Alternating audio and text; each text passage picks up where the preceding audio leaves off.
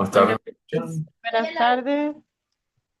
Les voy a pedir que vamos encendiendo la cámara para poder iniciar la clase de hoy. Ok, muy bien. Eh, Hoy vamos a continuar la presentación donde nos quedamos la semana pasada, hablando sobre el tema de ética aplicada a la investigación psicológica. Hoy vamos a ver un par de videos y vamos a hablar acerca de la utilización del engaño dentro de la investigación. Recuerden que bueno, esta semana es lunes y miércoles. Les decía, el miércoles no falten, que el miércoles voy a hacer la asignación a cada uno de los grupos sobre los artículos asociados para que puedan trabajar en esto eh, durante Semana Santa, por ahí en algún momento. No es algo que va a requerir de mucho trabajo, pero sí por lo menos leerlo, ¿no? De alguna forma. En algún momento donde ya en Semana Santa ya le duele la espalda de estar acostado, ya le dio vuelta a Netflix, arriba y abajo, ya no sabe qué ver, voy a leer el artículo que me pusieron. Así que es la idea.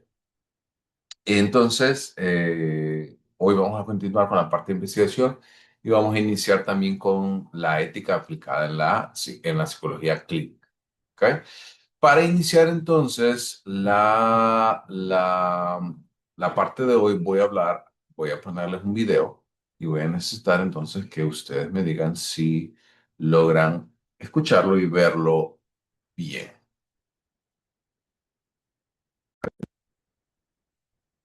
Mira esta línea. Y ahora, ¿Sí se mira escucha bien? estas tres líneas. Sí se escucha y se ve. Perfecto.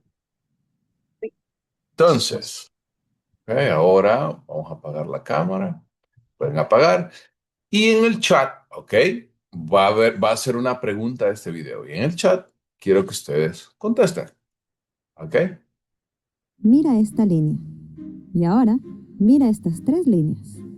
¿Puedes decir cuál de ellas coincide con la primera línea? ¿Ok? Para ustedes, ¿cuál de las líneas A, B y C coincide con esa línea?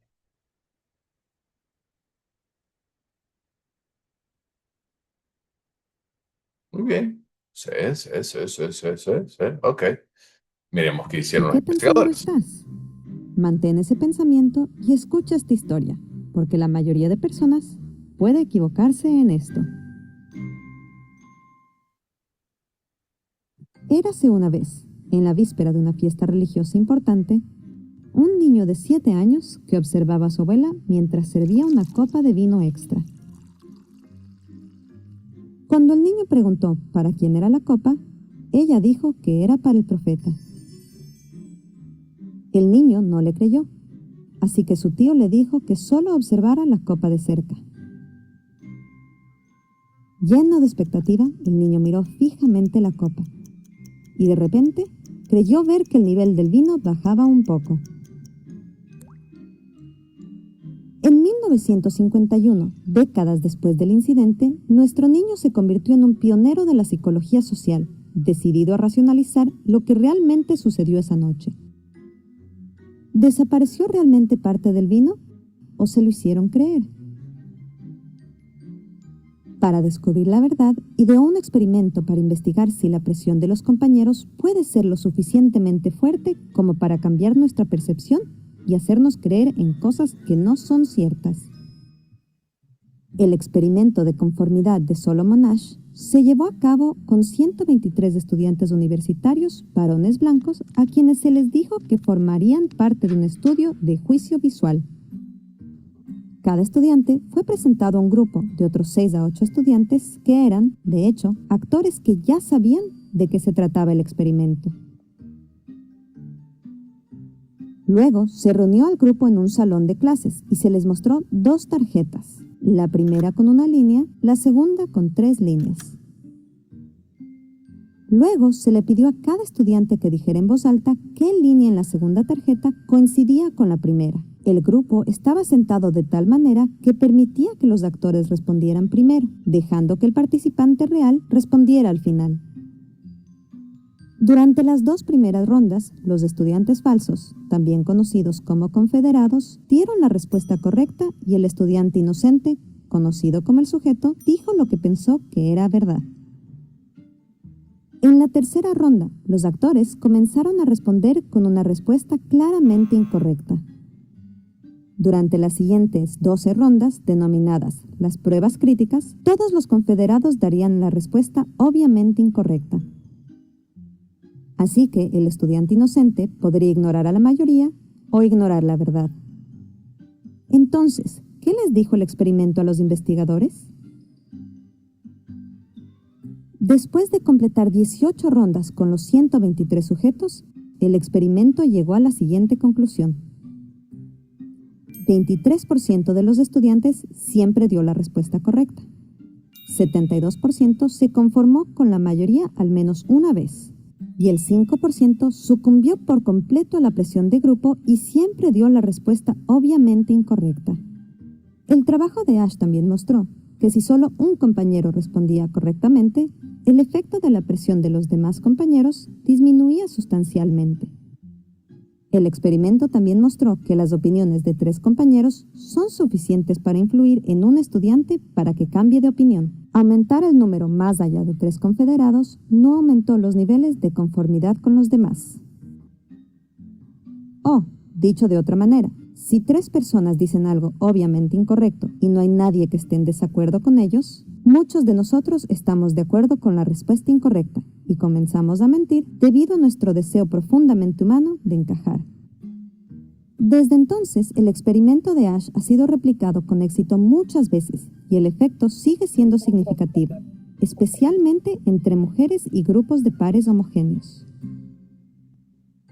En 1955, Ash dijo: la tendencia a la conformidad en nuestra sociedad es tan fuerte que los jóvenes razonablemente inteligentes y bien intencionados están dispuestos a llamar negro al blanco. Este es un asunto de preocupación. Plantea interrogantes sobre nuestras formas de educación y sobre los valores que guían nuestra conducta. ¿Qué opinas? ¿Te habrías conformado o te habrías apegado a la verdad? ¿Ves el efecto de Ash en tu vida diaria o en las redes sociales? ¿Y qué pueden hacer los adultos o educadores para dar a los jóvenes de hoy la fuerza para ponerse de pie y decir la verdad? Comparte tus pensamientos en los comentarios a continuación. Perfecto. Entonces, ¿nunca habían escuchado antes sobre estos experimentos? ¿O ya alguna vez lo habían leído en psicología social?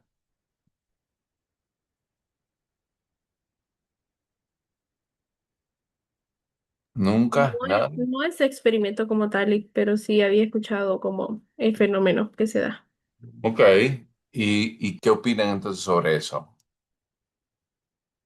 Porque ahora vamos a hablar acerca del tema asociado con la conformidad y la utilización del engaño para este tipo de investigaciones, ¿no? Porque si ustedes pudieron observar, se empleó entonces eh, un sistema entonces para de alguna forma coaccionar los resultados de las pruebas. Entonces, a eso se refiere entonces la utilización del engaño. Incluso si nosotros lo vemos eh, en las investigaciones experimentales puras, donde podemos observar, por ejemplo, el tratamiento de un medicamento para cierta condición, generalmente van a involucrar también un placebo. Y este placebo es generalmente un medicamento, entre comillas, que va a aliviar los mismos síntomas. Entonces, porque para que un medicamento se considere bueno, debe de superar entonces el efecto que genera. El hecho de un placebo.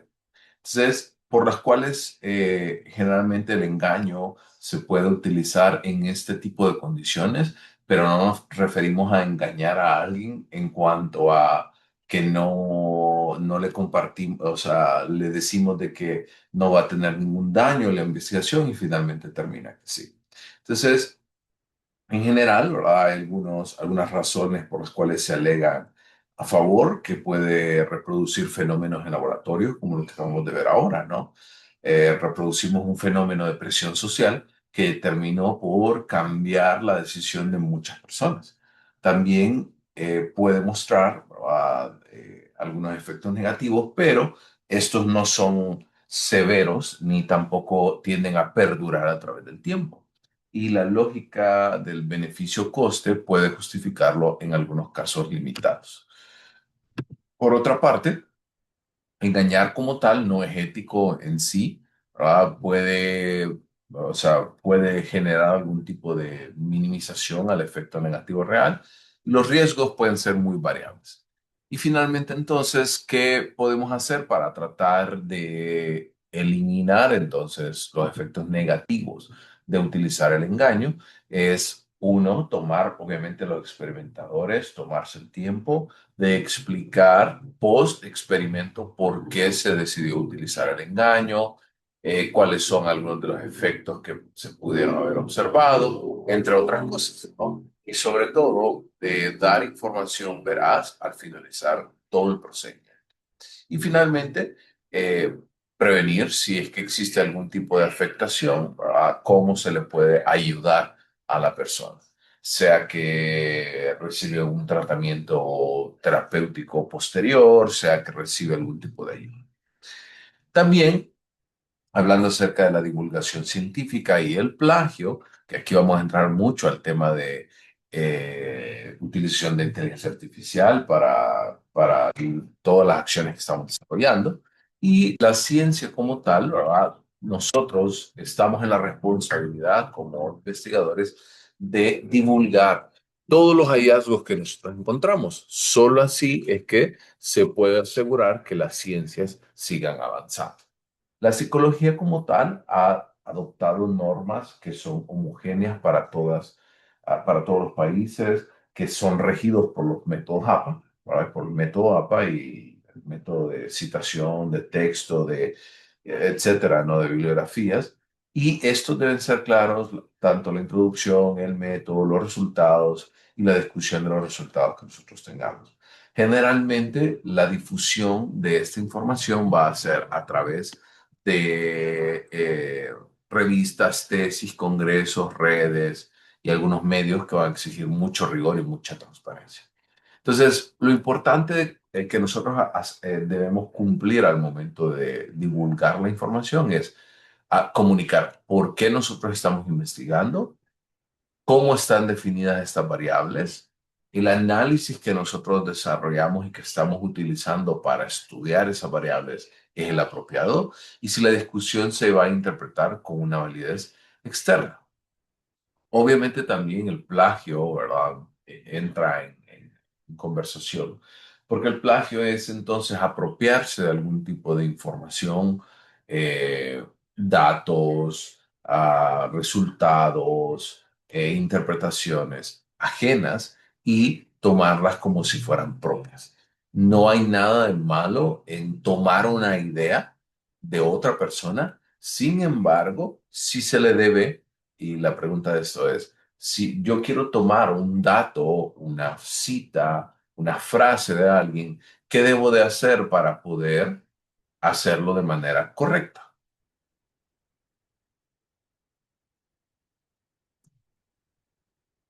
Por ahí los que están llevando métodos, que llevaron talleres de normas APA, ¿qué deben hacer?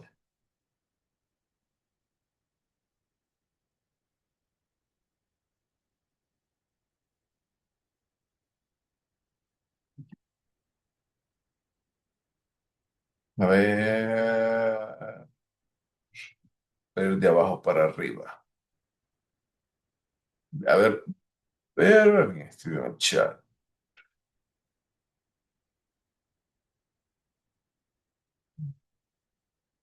Dar los créditos en la bibliografía, dice Manuel Fernando, sí, correcto.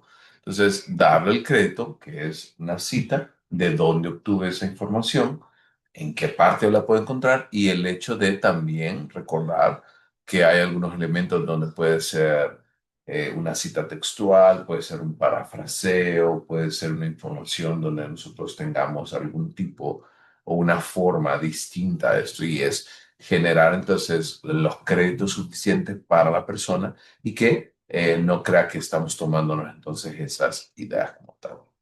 La ética como tal va a exigir atribución correcta, a la paráfrasis legítima y el uso transparente de fuentes. Eso quiere decir no dejar ninguna fuente por fuera, ni tampoco entonces eliminar u obviar algún tipo de información asociada con esto.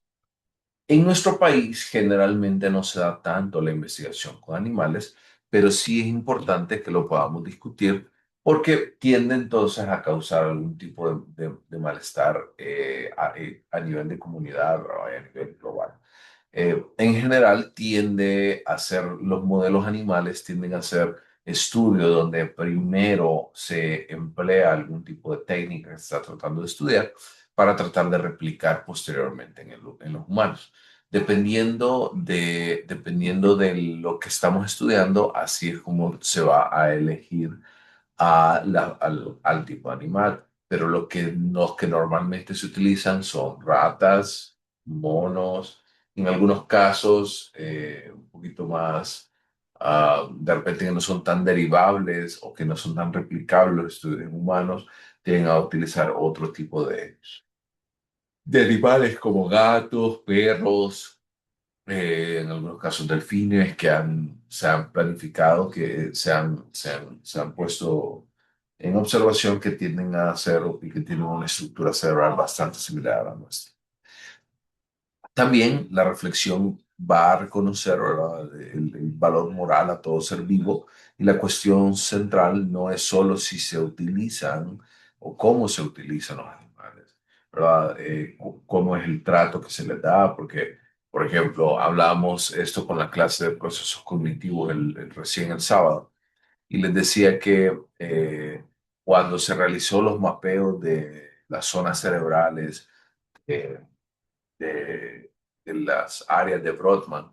Generalmente es un procedimiento bien crudo, donde a una persona se le remueve una parte del cráneo mientras obviamente está sedada, pero está consciente, y se le van aplicando choques eléctricos o descargas eléctricas, mejor dicho, para tratar de ver a dónde es que tiene entonces a dónde es que tiene entonces un cambio entonces a nivel corporal. Este tipo de estudios también se realizan en animales y ahí es donde normalmente viene la pregunta, ¿no? De eh, hasta qué punto entonces nosotros podemos utilizarlo porque pues obviamente un animal está en contra de participar en cualquier proceso de este tipo.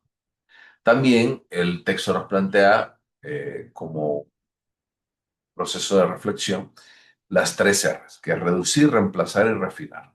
Eso quiere decir reducir, quiere decir utilizar el menor número posible, ¿verdad? Tanto de animales como de estudios en modelos animales. Reemplazar, o sea, tratar de ver cuáles son los modelos alternativos o si existen algún tipo de simulaciones. Y finalmente, si ninguna de las dos anteriores pudimos eh, pues colocar en la discusión, pues refinar. Quiere decir, tratar de ser o de infligir el menor dolor posible entonces a estas figuras que van a participar en el estudio.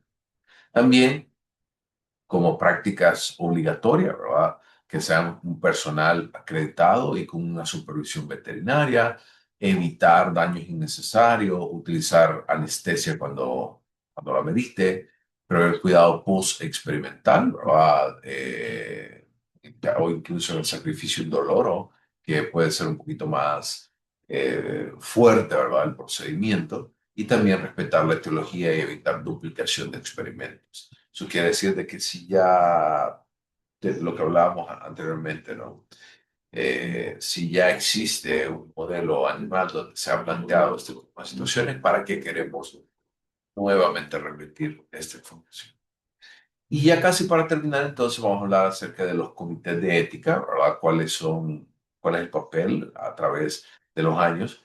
Y lo primero que nos vamos a reflexionar es los cuestionamientos asociados con el aumento y exigencia de burocracia añadida, confusiones en algunas ocasiones entre revisiones éticas y revisiones científicas.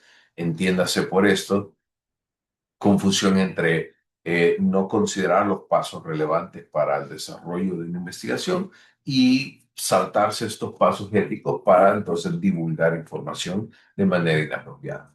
También la posible afectación a de la libertad académica. Eso quiere decir, hasta cierto punto, cuál es el límite que nosotros vamos a poner entonces como profesionales. También la incongruencia entre los evaluadores y la dificultad para corregir algunas decisiones son algunos cuestionamientos frecuentes. ¿Cuáles son aquellos criterios deseables? La eficiencia como investigadores, la selectividad, ser transparente en términos del manejo de información, de la divulgación, el respeto por las disciplinas y la modestia y la baja burocratización. Entiéndase por los procesos burocráticos, que eliminemos pasos innecesarios entonces para que la divulgación científica sea mayor y que tome una menor cantidad de tiempo. Y que a nivel de conclusiones, plantean las autoras que las limitaciones del sistema no cuestionan la necesidad de la supervisión ética, sino que es preferible que nosotros gestionemos la ética en lugar de banalizarla o olvidarla. Eso quiere decir, en lugar de nosotros estar cuestionando si estamos siendo éticos o no, que este sea un eje transversal a través del tiempo, desde todas nuestras prácticas, desde cómo nos conducimos como personas, como profesionales y finalmente como investigadores. Entonces con esto vamos a hacer un pequeño ejercicio, ¿ok? Y lo voy a dividir en salas. Las salas no son las de los grupos que han trabajado regularmente o prefieren trabajar con sus grupos. Sí, por favor, licenciado, ya con el grupo que conocemos. Sí, Ya, licenciado. o sea que ya se casaron y ya quedaron amarrados. Sí. Ya, sí. Bueno, hasta ahorita tienen razón, hasta ahorita no he tenido ningún divorcio. Ok, entonces nos vamos a ubicar, ya le voy a decir en qué página, siempre capítulo 4, página 90, que voy a compartirles ahorita. Y vamos a tener para esa actividad, son las 6:27. Ok, y que lo vean acá. ¿Ven mi pantalla? Que dice caso práctico, ok. Y son como 2 páginas y media. Entonces vamos a leerlo, ok, y nos vamos a dividir en grupos y en el caso del grupo uno, porque no recuerdo ahorita cómo estaban ustedes, no tengo déjenme ver si tengo la lista a mano. Listado, acá está. Entonces el grupo uno, que es Alicia, Gloria, bueno, cada quien sabe el grupo, ¿no? Entonces va a hacer el planteamiento de todo el caso, ¿verdad? Como las primeras partes, todos van a leer todo, pero cuando regresemos, el grupo uno va a exponer el caso, ¿sí? ¿Verdad? ¿Qué es el caso? Luego el grupo número 2, voy a compartirles para que ustedes...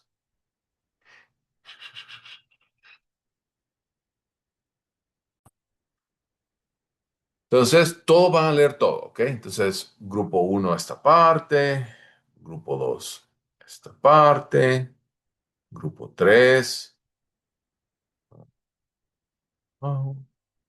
hasta acá, otra hasta acá, grupo 4 hasta acá,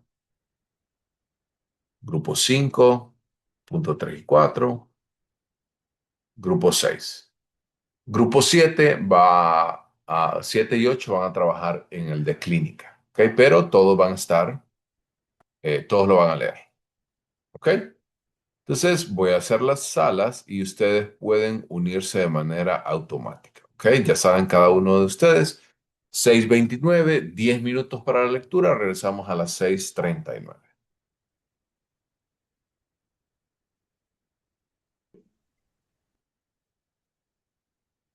Ok, continuamos entonces para la siguiente actividad que es con la que cerramos el capítulo número 4. A ver, acá. Muy bien. Entonces,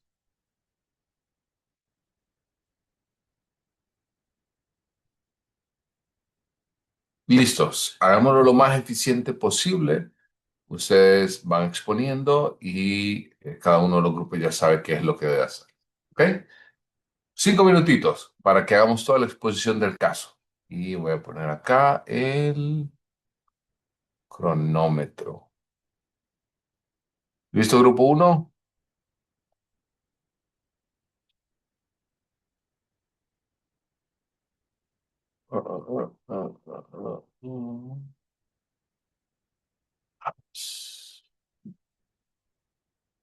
Oh,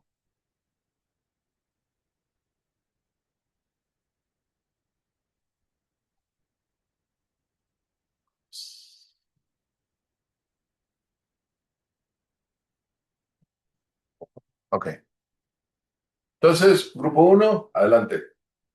¿Listos los demás grupos, por favor?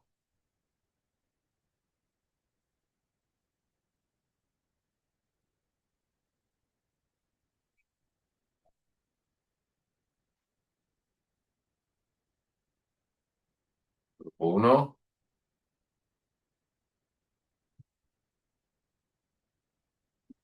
Es leer el documento o lo que entendimos. La verdad que andamos perdidos. Lo que ustedes leyeron, lo que ustedes discutieron como grupo.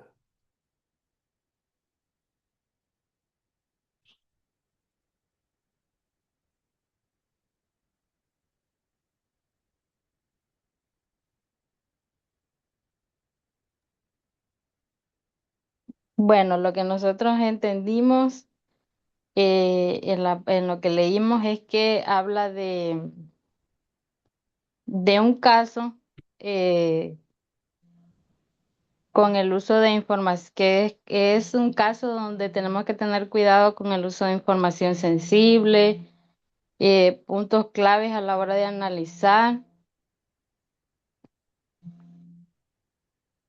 Fue poco lo que pudimos discutir como grupo. Léanlo textual, entonces.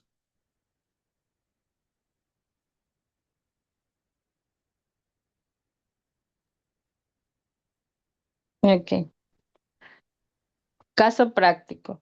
Para ejemplificar las dificultades de un entorno cambiante, genera en el análisis ético de la investigación psicológica, hemos seleccionado un trabajo muy reciente acerca de la toma de datos a partir de protocolos en línea y del uso de los recursos telemáticos a distancia en la evolución psicológica.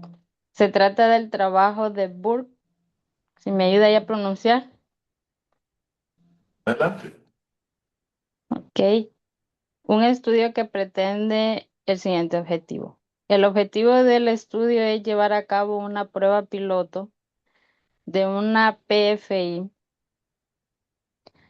recientemente desarrollada para los efectos negativos del cannabis, diseñado para reducir el uso del cannabis, enseñar estrategias de abandono de dicha sustancia y otras habilidades para gestionar la necesidad de consumirlo y sus efectos negativos.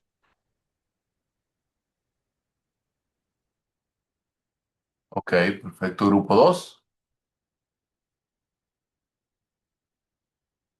Sí, adelante. bueno, O sea, si nosotros, discutieron algo y quieren resumir la información, lo pueden hacer.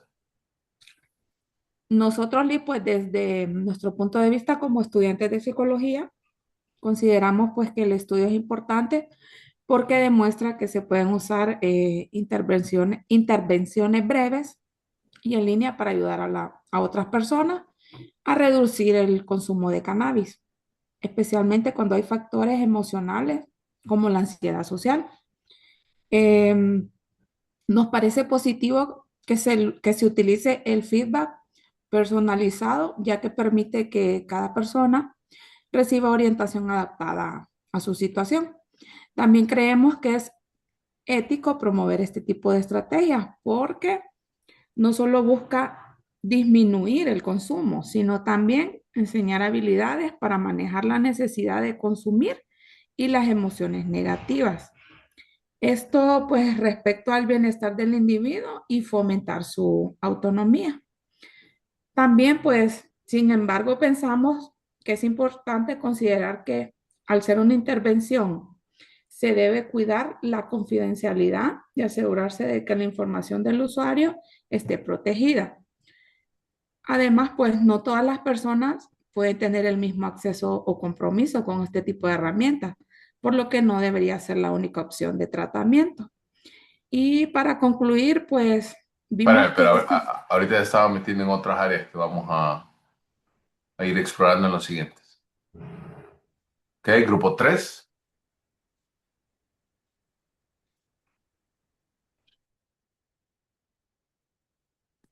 Buenas noches, Liz. Adelante. Bueno, nosotros encontramos un problema principal y es que vemos que la tecnología, pues, de cierta manera hace como nos está haciendo perder el control ético sobre la investigación. Tenemos dos puntos, pues la falsa seguridad de los datos. Y es que no podemos decir que la confidencialidad absoluta, no podemos decir que hay confidencialidad absoluta, solo porque, no sé, como alguna plataforma nos dé como un certificado así automático, ese puede ser un problema. Eh, ya que pues es que ni el investigador ni la universidad saben en qué servidor físico pues están esos datos. Y pues estamos dejando la privacidad del paciente, el paciente con ansiedad y con consumos de sustancias en manos pues de una empresa fuera del control institucional.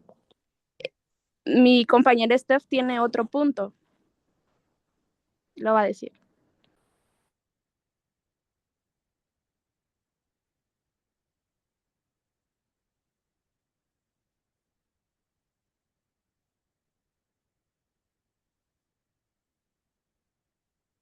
Ok, no está, parece. Hacemos entonces un grupo 4 y 5 para que le demos cierre entonces a esta parte de la siguiente lista en una breve referencia. El hecho del donde existieron las fallas en el proceso de investigación. Buenas noches, licenciado. Bueno, nosotros sacamos como las ideas más principales, ¿verdad? En el inciso uno, pues nosotros vimos que no era correcto dar recompensas a los estudiantes por participar en estudios clínicos, porque eso puede influir en su decisión, ¿verdad? Se puede sesgar la información y también porque ellos forman parte de una muestra limitada, ¿verdad? Y en el inciso 2, aunque se dice que la información es confidencial como tal, no se explica eh, cómo se va a guardar los documentos, ¿verdad? Ni los datos que sabemos que son confidenciales, ¿verdad? Ni las medidas que se van a usar para protegerlos o quién vaya a tener acceso a esta información, sabiendo que estos son datos muy sensibles y muy confidenciales. Eso es. 5.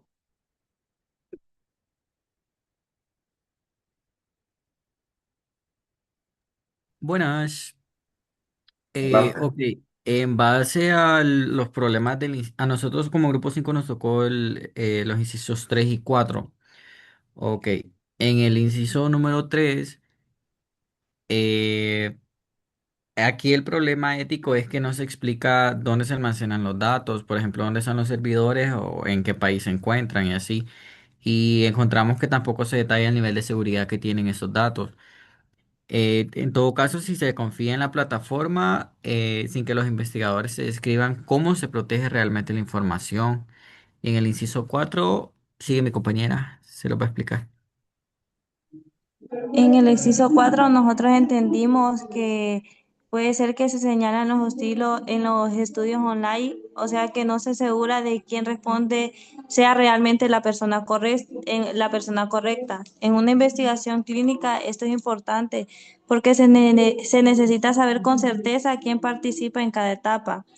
Y no explicarse cómo verifican la identidad, se pone en riesgo la validez y la ética del estudio.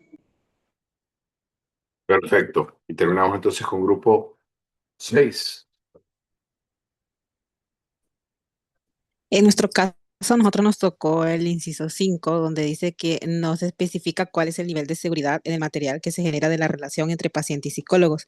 Todo material vertido en la red es susceptible de ser filtrado, de manera que el uso de una plataforma existente de las habituales no implica necesariamente el control sobre la información derivada de la relación psicólogo-paciente.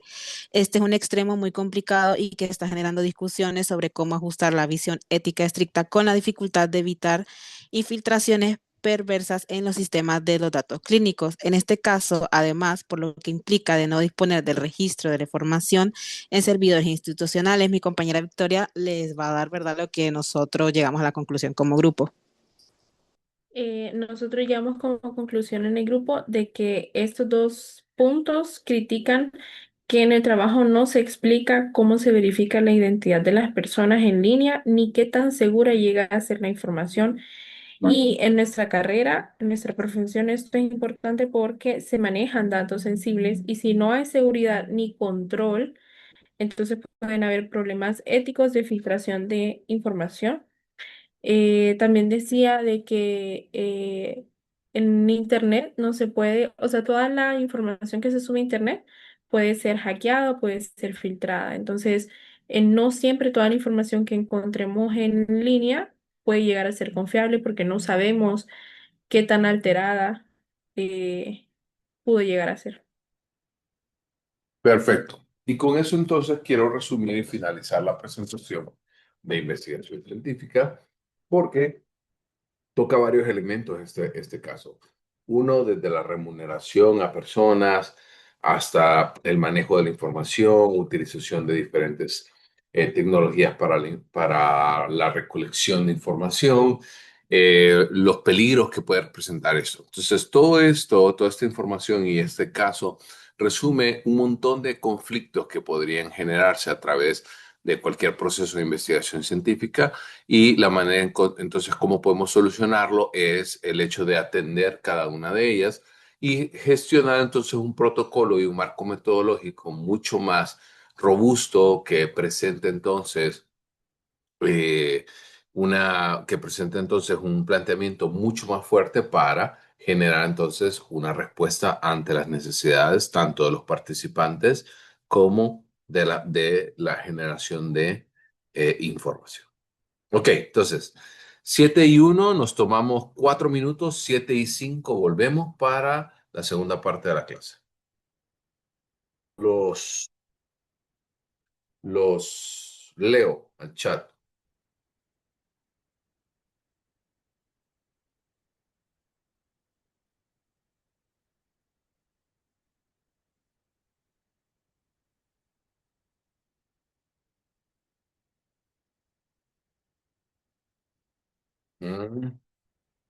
¿Están de vuelta o no están? No, si estamos leak. Solo que nos Sí, pusimos en aquí estamos, receso. Liz. Ay, estaban dormidos, dije yo, por lo menos. No, Es que de verdad Bien. aprovechamos los 5 minutos, Leslie, pero aquí estamos pendientes. Mire que yo Va, ando convaleciente, vengo saliendo del hospital. ¿cuál creo? ¿Y eso? Agarré un virus y me atacó el tracto digestivo y el estómago y aún estoy convaleciente. Qué fregada, no, que se mejore pronto. No, eso es horrible, parezco mujer embarazada a mi edad. Sí, sí, Oiga, es bien agresivo ese no tipo tiene de... idea, eso es horrible. No tolero la comida, el agua, los olores. Estoy en la última fase ya, pero Qué Dios es bueno, grande y creo en él y voy adelante. sí. Qué bueno, me alegra, ojalá que mejore pronto. Muy bien, entonces, Gracias. continuamos con esta parte y vamos a dar avance entonces al capítulo, al penúltimo capítulo que vamos a ver. El último que nos queda es el de la parte educativa. Vamos a hablar acerca de la ética aplicada en el ámbito de la salud y la clínica.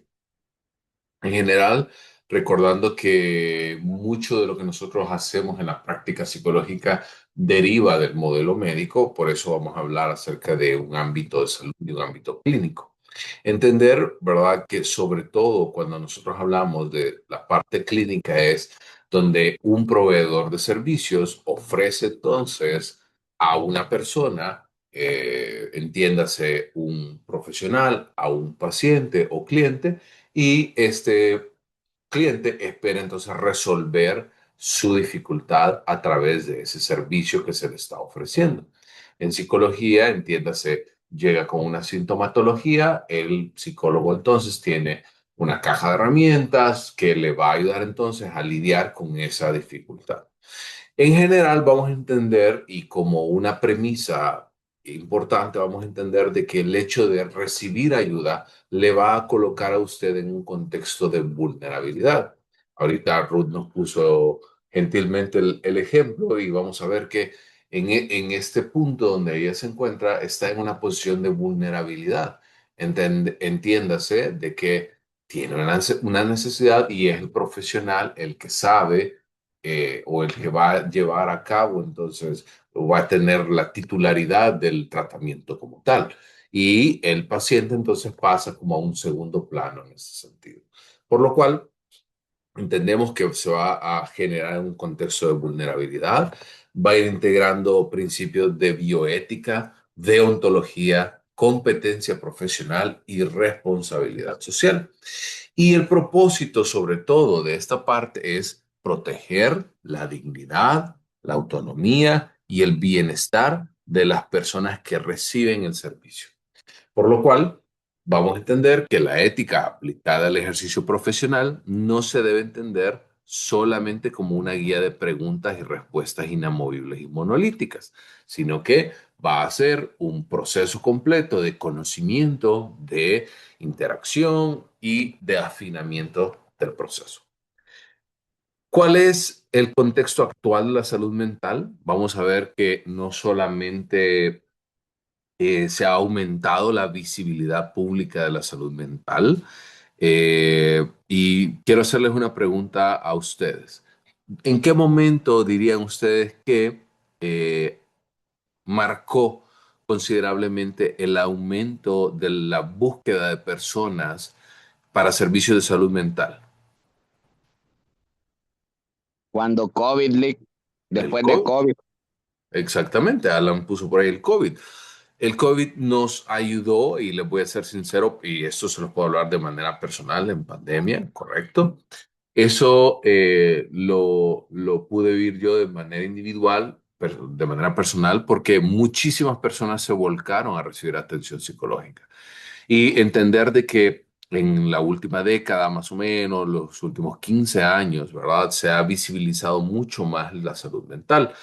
Las redes sociales han encargado también mucho de esto y el hecho de que estemos hablando todo esto a través de una pantalla y no en una aula de clases, habla o plantea obviamente de la importancia de las nuevas tecnologías, no solamente en la educación, sino en la parte clínica también. Como vieron, la pandemia del COVID-19 intensificó la demanda y por ende también se fueron ampliando la oferta de servicios. Pero este crecimiento también puede generar algunos riesgos. En primer lugar, vamos a entender el hecho de la heterogeneidad en la calidad. Eso quiere decir entonces que el hecho de que se haya disparado de manera tan masiva, ¿ok? Y de que todas las personas requieran atención, no asegura de que reciban una atención de calidad. El hecho también del intrusismo y acompañamientos sin suficiente formación o actualización. Puede ocurrir que hay muchas personas que no están formadas en el área de salud mental, en el área de psicología clínica y que dan entonces consultas y por ende no se asegura completamente la calidad del servicio que se está otorgando. Por lo cual, la ética va a exigir que la expansión de la oferta no esté a expensas de la calidad del servicio que nosotros damos, ni tampoco de la protección de la persona usuaria. ¿Por qué son necesarios los marcos deontológicos? Recuerden que cuando hablamos de deontología es aquella ciencia entonces que va a estudiar la utilización y la aplicación de principios éticos universales en el ser humano, sino también deberes y obligaciones que orientan entonces la actividad profesional. Estos marcos de referencia van a ayudarnos a distinguir entre una buena práctica o una mala praxis y zonas grises de decisión. Si hemos visto durante estos dos parciales que existen algún tipo de zona gris, hablábamos esto desde el inicio de la clase, lo que es blanco y negro tiende a ser bastante fácil de poder lidiar con ello, pero existen todavía hoy algunas líneas o algunas zonas grises de decisión donde va a tratar de encontrar algún tipo de guía a través de los marcos deontológicos. Como tal, no van a sustituir el juicio clínico, pero sí van a requerir de reflexión ética, criterio profesional y capacidad crítica ante algunas situaciones complejas que pueden ir surgiendo. La formación ética debe comenzar, ya lo hemos visto, desde los estudios en psicología y se van a ir fortaleciendo a través de la experiencia y la supervisión.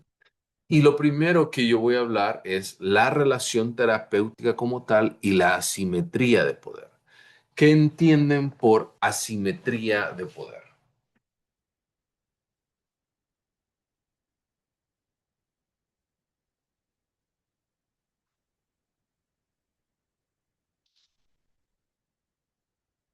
El chat. Uno tiene más poder que otro. Sí, pero ¿qué? ¿Qué más específico?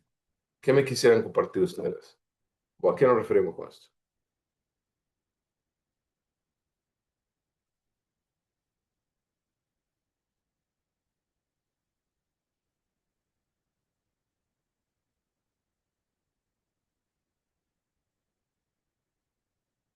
Ok.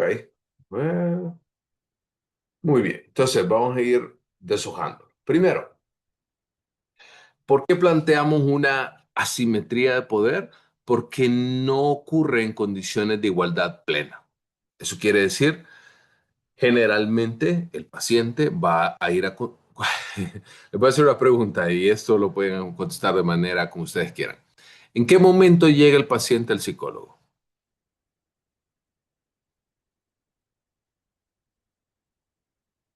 Cuando siente que ya no hay otra salida. Nuestra salida, ¿qué más? Yo considero que cuando realmente identifica que necesita ayuda, porque aunque no del todo cierto, Lick, porque hay algunos que, no sé, ¿verdad? Podría decir esas dos, por curiosidad y también por cuando ya saben e identifican que necesitan ayuda. Cuando, por Marisa, Ángeles, Eduardo y Claudia, cuando ya no puede más, cuando toca a fondo, básicamente. Cuando están consumiendo sus pensamientos, cuando sabe que ya tocó fondo y no hay otra salida, y más o menos ese es como el tema común. En general podemos entender de que en muchas ocasiones ese tipo el paciente tiende a llegar al consultorio del psicólogo porque ya ha pasado por otro montón de lugares. Ya ha ido al psiquiatra, ya fue al doctor, fue donde la amiga, fue a tomarse un café, fue a cerrar ciclos, se cortó el pelo, se tatuó, etcétera, ¿no? Y todo lo que viene a partir de ahí. Entonces, en general tiende ya a agotar un montón de instancias. Cuando están diciendo mucho que tiene que ir y muchas veces va con prejuicio, pero en general ya se encuentra en un estado de vulnerabilidad muy significativa. La identidad del profesional, por otra parte, va a añadir autoridad, influencia y un poder simbólico dentro del proceso clínico. Porque tácitamente no se nos dice, pero el terapeuta de alguna forma como que ya tiene resueltos sus problemas, ¿no? Porque volvemos al ejemplo que siempre les he puesto. Si usted va donde un profesional, usted asume que ese profesional tiene bien resueltos los temas asociados con su campo de estudio. Poníamos el ejemplo de la nutricionista o el nutricionista. Usted no va a ir donde uno que claramente tiene problemas con la comida o que no tiene una relación sana con la comida. Así como con el psicólogo, tampoco usted va a ir donde alguien que no tiene estos componentes de alguna forma ya resueltos, ¿no? O por lo menos los tiene en orden. Por lo cual, el terapeuta como que conlleva en sí un grado de superioridad, entre comillas, ¿no? Por lo cual, en algunos casos, ¿verdad? Las técnicas que nosotros utilizamos, como las palabras, las preguntas, los silencios, el estilo de intervención va a tener un impacto en la persona. Y una práctica ética exige una escucha activa, sin juicio y conciencia permanente del privilegio profesional. Entender que en algunas ocasiones eh, nosotros tenemos que ser agradecidos, ¿no? Con el hecho de que hay muchas personas que confían en nosotros y que son capaces de abrirse y de compartir algunos de sus secretos más eh, intrincados, más difíciles, más dolorosos, sus experiencias de vida más complejas. Y también del otro lado de la balanza, ¿no? Sus anhelos, sus metas, sus ideas, lo que le impulsa, qué le motiva. Entonces, eso es algo que solo nuestra carrera tiene. Y entonces el hecho de entenderlo, ¿verdad? De que nosotros tenemos que escuchar y ser conscientes durante todo el proceso, pero sobre todo sin tener juicios, o sea, sin tomar eh, partidas o sin juzgar a las personas que nosotros tenemos. También por otra parte, ¿qué espera la persona usuaria? En primer lugar, que lo que va a compartirse en esa sesión se queda ahí en esa sesión. No es que su información va a dar a una conversación, a una fiesta, a un café, o va a ir a un, no sé, a un lugar donde no debería de estar. También el hecho de no sentirse juzgado tiende a ser un componente bien importante del proceso para que se asegure una relación terapéutica. También acuerdos claros sobre el enfoque terapéutico, frecuencia, duración y honorarios.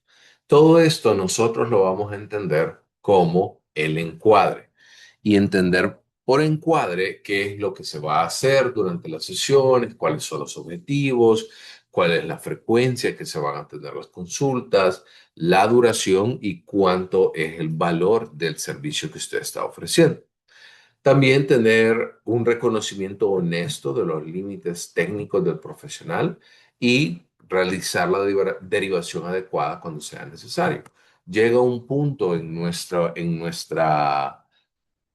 llega un punto en nuestra vida donde vamos a tener que reconocer que todo proceso tiene un límite y ese límite entonces va a estar establecido a través de las diferentes experiencias que acarreamos en el día a día.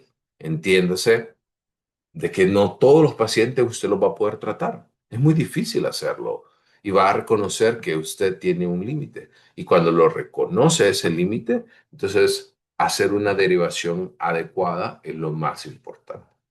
También respetar la autonomía del paciente.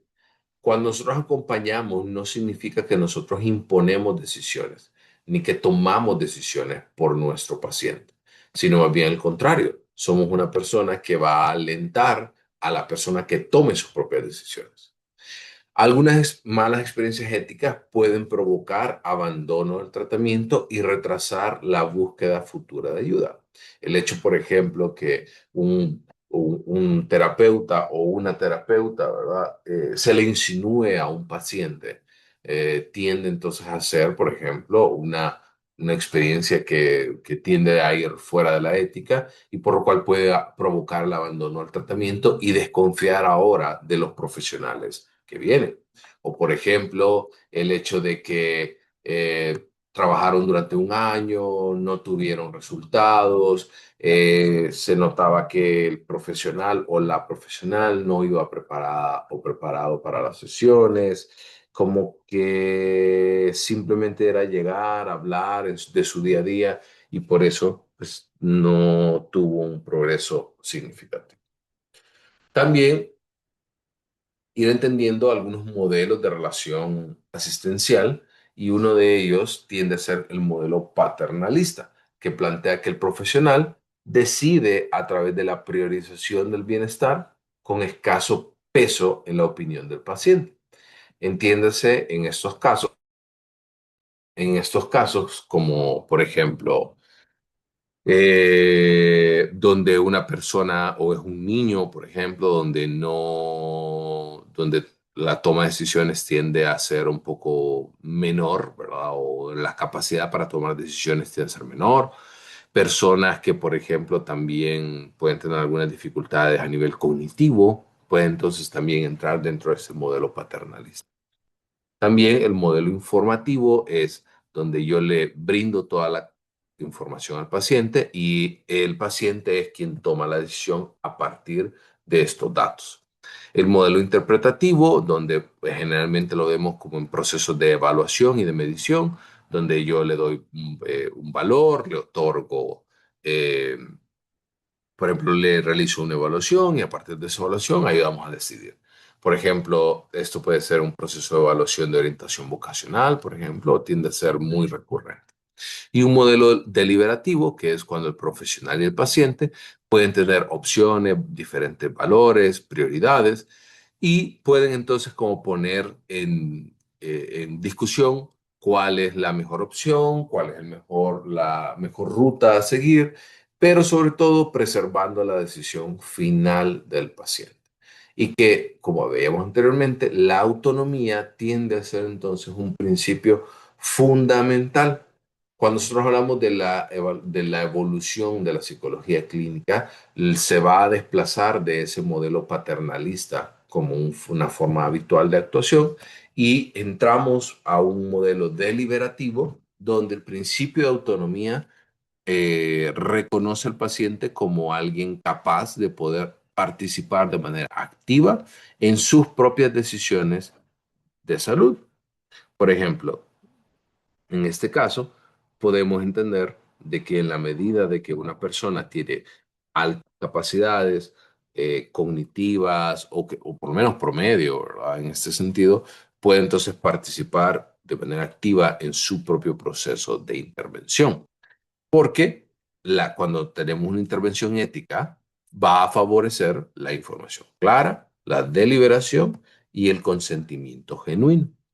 Solo en situaciones de extrema urgencia puede justificarse una limitación temporal de la autonomía para evitar un daño irreversible. ¿Qué se le viene a la mente cuando hablamos en situaciones extremas de urgencia? Una persona que anda en crisis o con ideas suicidas. Con ideas suicidas. Una Una depresión persona que acaba de profunda. recibir. Una persona que acaba de recibir algún diagnóstico, por ejemplo, positivo para VIH, por ejemplo, y hago este comentario, Ligue, porque yo trabajo específicamente en esa área y realmente es una situación bastante compleja para los usuarios cuando reciben ese tipo de resultados. No para todos, Bien, pero sí para la mayoría. muy bien, intervención en crisis. Ruth. Cuando están en depresión profunda también, o cuando Ta- están descompensados. También. ¿Quién más?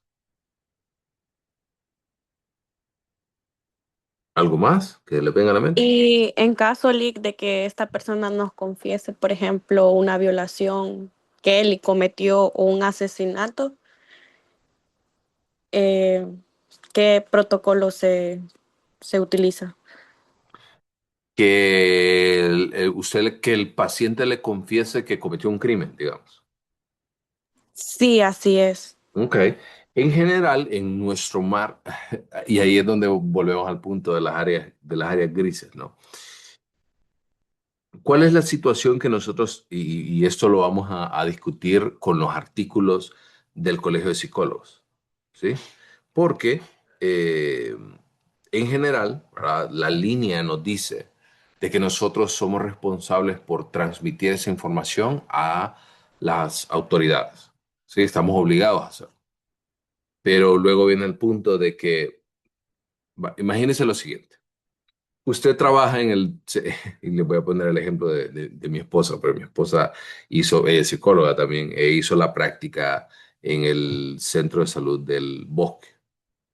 Y los hijos, todas las personas que iban ahí al centro de salud, muchas de ellas iban, por ejemplo, muchos niños que eran hijos de los jefes de las pandillas de ahí.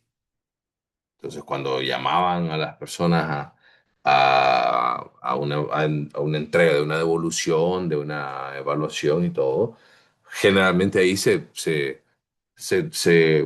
se, ¿cuál es la palabra? Se transmitía información de esta índole. Pero viene la pregunta, ¿usted está obligado a hacerlo? Sí, pero viene el siguiente punto. ¿La ley en realidad va a protegerlo?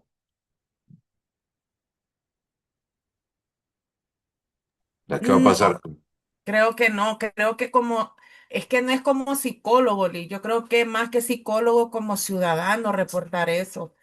Porque lo que se podría tratar es, vaya, asesinó a alguien, estuvo preso, salió de ahí y tal vez eso sí, ¿verdad? Todo lo que, el trauma, el estrés postraumático que haya tenido, pero en sí creo que no tenemos protección nosotros óigame a mí, nosotros los psicólogos.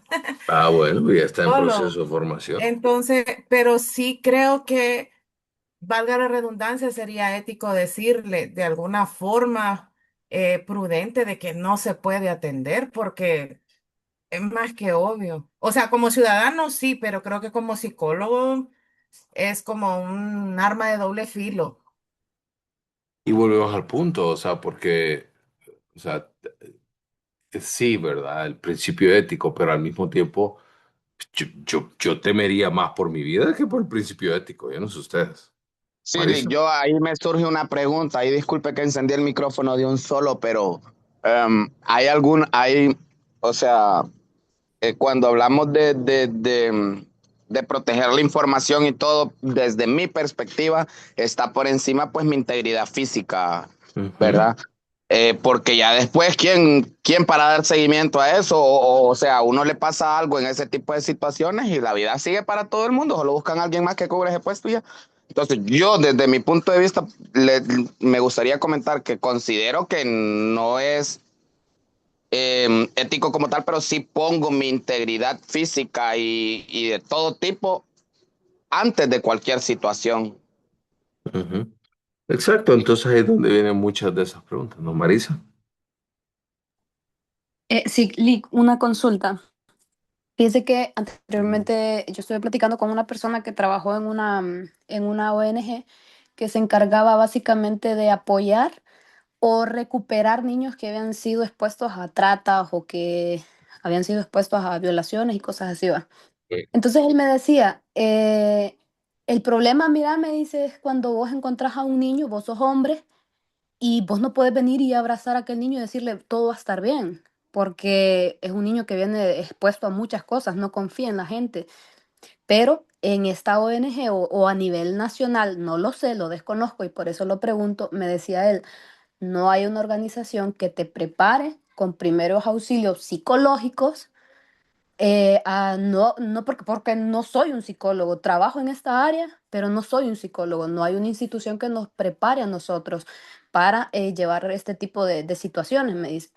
Enfrentamos eso de encontrar a los niños o las personas expuestas a este tipo de situaciones y después nos encontramos nosotros, me dice que estamos presenciando o sintiendo, viendo todas las cosas que están aconteciendo en el país y cómo enfrentas esa situación que vos se te revuelven las emociones, estás caóticamente destrozado por ver todo lo que le está pasando a un niño de 3 5 6 años, dice, pero tampoco nos ayudan a nosotros a poder enfrentar esas situaciones. Yo me terminé saliendo de este trabajo, me dijo él, porque no, mentalmente ya me estaba destrozando. Entonces, hay instituciones que den algún tipo del Estado, que den algún tipo de ayudas, como, de preparación de primeros auxilios psicológicos, por así decirlo. Sí, o sea, pero es que es un tema, volvemos al punto, ¿no? Es como hay cosas negras y blancas que son muy claras y estas grises. O por ejemplo, uno la pregunta que acaba de hacer en el chat Eduardo dice, pero ¿y la confidencialidad terapeuta-paciente no interviene? ¿Qué opinan ustedes?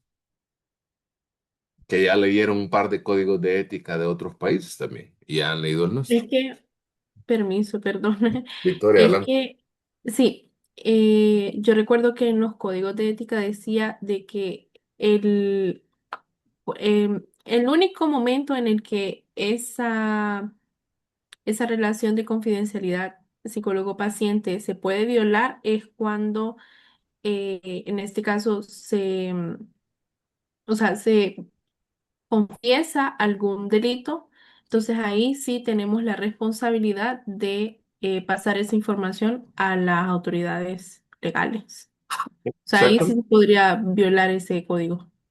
Pero no es el tema de violar ese tema de confidencialidad, porque usted, que conste, esto es algo que ya usted lo ha dicho y eso es algo que, por ejemplo, el consentimiento informado que yo utilizo en el consultorio, yo siempre se los hago saber a ellos, sobre todo cuando nosotros hablamos, por ejemplo, de tendencias suicidas de un adolescente, digamos, donde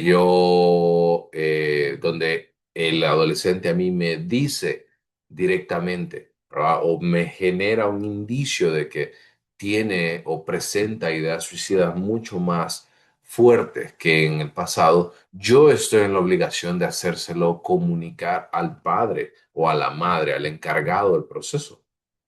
Y eso rompe, aunque rompa el tema de confidencialidad entre paciente y terapeuta, pero la vida de la persona está por encima de este elemento de confidencialidad. Ya uno bajo amenaza o en algún momento de violencia, la confidencialidad pierde validez, también puede pasar eso. Pero se va entendiendo en este sentido todo lo que vamos discutiendo.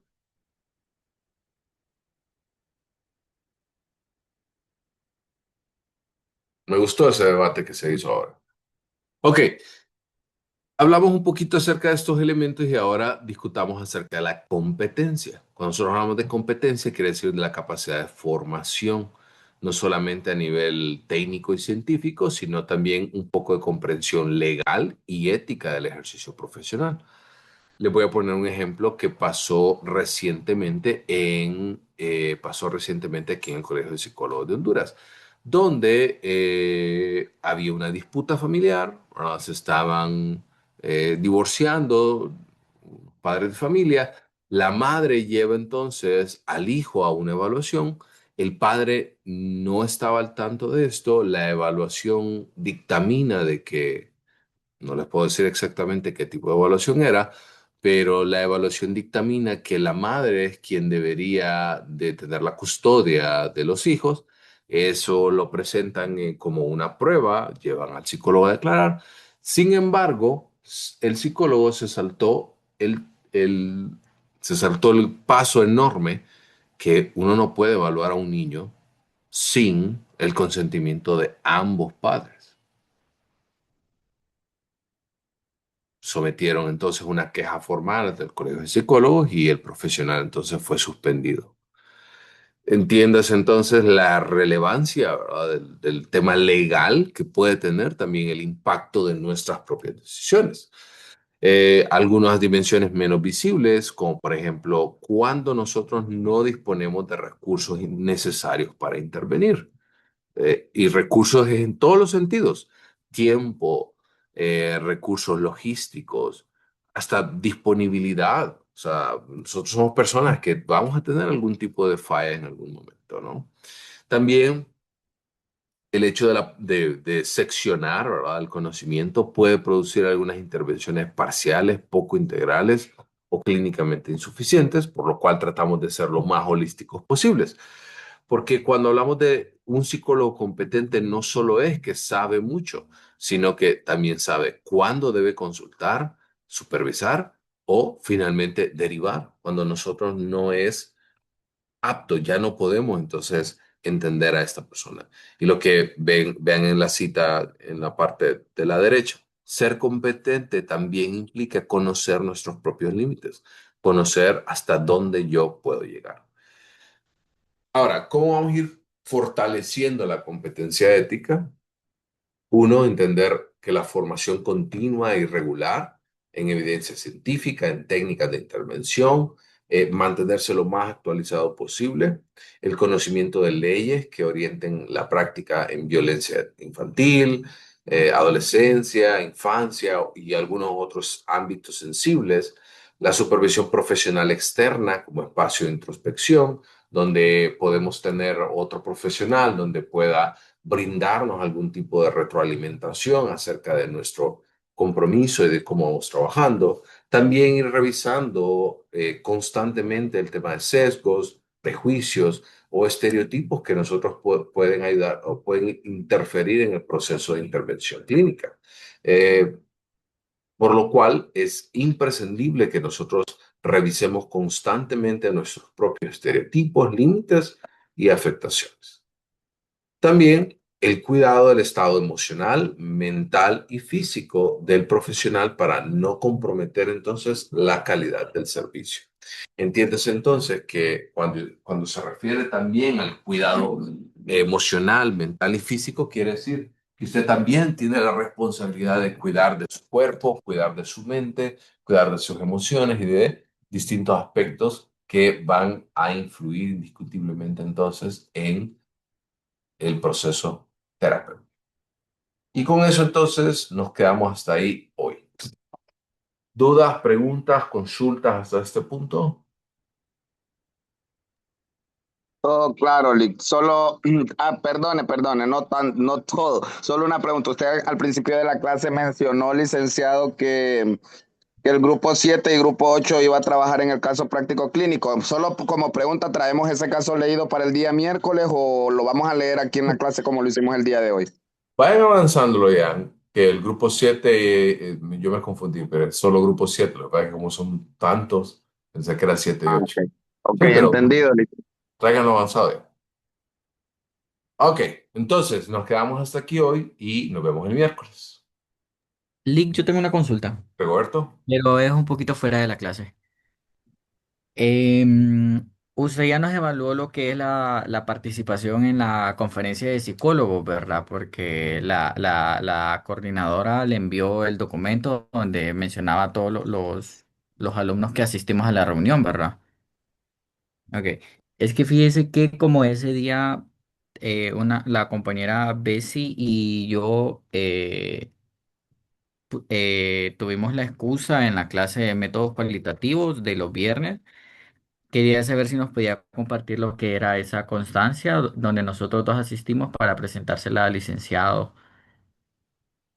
Ah, ok, entonces háganme el favor de escribirme un correo electrónico, por favor, con datos, nombre completo, número de cuenta, Ujú. clase, etcétera, ¿no? Ah, ok. Sí, yo le había mandado un correo hace como 2 semanas, entonces ahí mismo se lo voy a reenviar y le voy a mandar otro donde aparecían los datos de nosotros dos. Perfecto. Ok, Listo. listo. Gracias. Y ya están subidas también las calificaciones del tema de la conferencia. Por ahí me escribieron que no, que había algunas personas que no tenían el puntaje, pero se me hace bien difícil porque, a ver, si usted entró a la conferencia, tuvo que haber llenado el enlace de presentación. Si no lo llenó, ¿cómo puedo yo hacer el esfuerzo por entender que usted estuvo ahí? Se me hace bien difícil. Pero Entonces, sí. verdad, Lick, que no enviaron, perdón, Lick, no enviaron el No, certificado, ¿verdad? no, solamente Ok. me enviaron un listado de las personas que llenaron el enlace de asistencia. Listo, sí, porque es que había que subir. Ujú. No, no, pero ya está subida su nota. Gracias, Lick. Con respecto a la tarea, la que está para el miércoles. No, esa es ahí yo le voy a asignar los artículos. No es que se entregue el miércoles. Tranquila, no se adelante. No me Ya, estrese. ya quieren Ay, terminar clase antes de Semana Santa. Ah, yo también. sí, hombre. Sí. Bueno, sí, es todo. Descansen y feliz noche. Gracias, Lick, hasta el miércoles. Gracias, Lick. Buenas Gracias, noches.